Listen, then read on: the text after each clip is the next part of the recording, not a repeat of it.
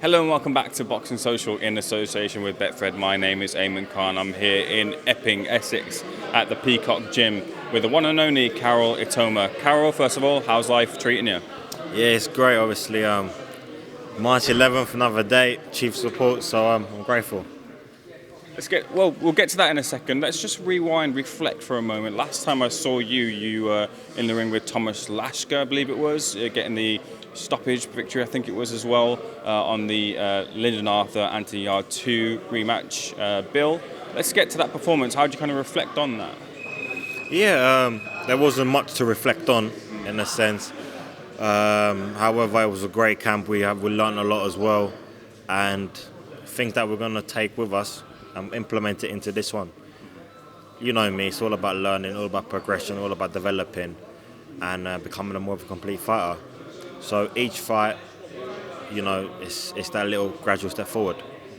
In terms of these points and these stages of your career, obviously they're going to be the most important because it's where you learn the most from everything, your surroundings, what you're being taught. But is there any specific area that you are focusing or looking to focus on to kind of step up your game in any sort of way?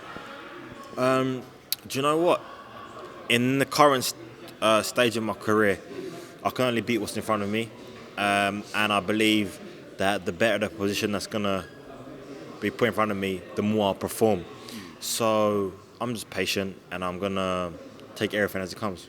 Do you want that challenge though? Because there's that side of it where you kind of get to the point where, I'm not saying that you're there, but like you want those challenges, but you also got the point where you're also patient. And I remember speaking to you beforehand, you're very much the type of guy who's like, I'm in my lane, I'm doing my thing. Don't worry about any other person. But like in terms of you and your goals and ambitions that you set for yourself, talking about 2022, this coming up year, what is it you're looking for? More development, more learning, more experience.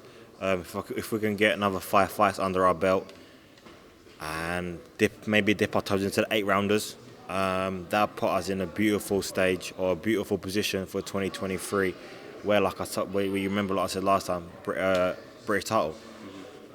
Chief support here, like you mentioned there, which is a bit of a marker for yourself in terms of the faith that Queensberry Promotions will be putting into you in terms of your position and how they see you kind of moving forward on these type of prospect shows. Does that kind of faith that you're getting kind of give you that bit of boost and confidence as well, more so than you already have? I wouldn't call it a boost of support, but I am grateful and appreciate the opportunities that are being given to me. So now it's just all about, we're 7 weeks out, so putting everything in the training camp and going there on March 11th and putting an explosive performance on. In terms of that explosive performance, what is it you want to show people who will be there on that night? What do you want to show them about yourself? It's not about showing people. It's more about showing my team and my coach that we had a game plan going into the fight and we were able to execute it. And it's all about picking up them little things. But of course it is about putting a solid performance for the fans to see, for the spectators to see, to put me that step closer. You're in the light heavyweight division, like we mentioned about the you being on the undercard of Lyndon Arthur vs Anthony Yarde 2. You got the opportunity to watch them fight. What did you make of those two? It was a great fight. It was a very good fight.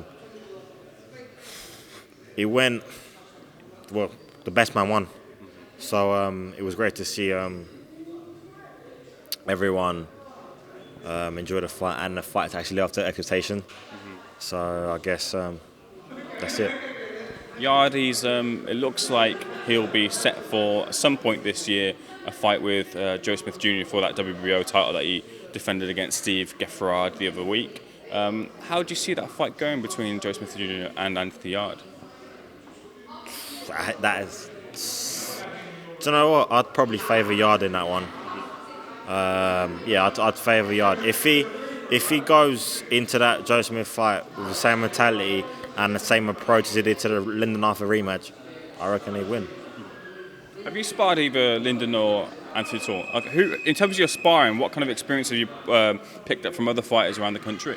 Probably the most recent big sparring I've had was probably Lawrence Okolie. Okay. That was great because obviously for his world title fight against that Guaki, that was great to be in that camp and to see how and what he does at that level.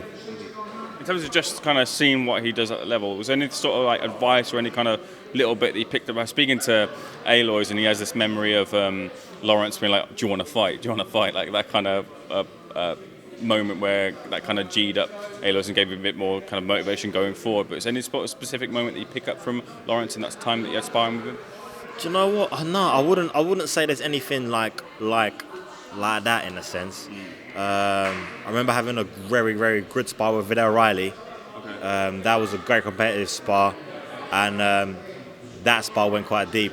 But in terms of Rollins Okolie, I love his attitude, and I love the kind of the person that he is, because even though he's a world champion, he could easily just do whatever he wants in a sense, really. But he's really keeping his feet on the ground, which is great to see. You got your fight on March 11th. For people who want to follow you, your journey, you coming up and approaching your fight, where can they find you on social media, Karol? Yes, I'm quite active on Instagram. It's at k.itauma. Appreciate it. Appreciate the spelling too. I'm sure it's a difficult name. I have a difficult first name too, so I understand that completely. But Karol, thank you so much for speaking to Boxing Social. Wish you all the best on March 11th. Thank you very much. Top man.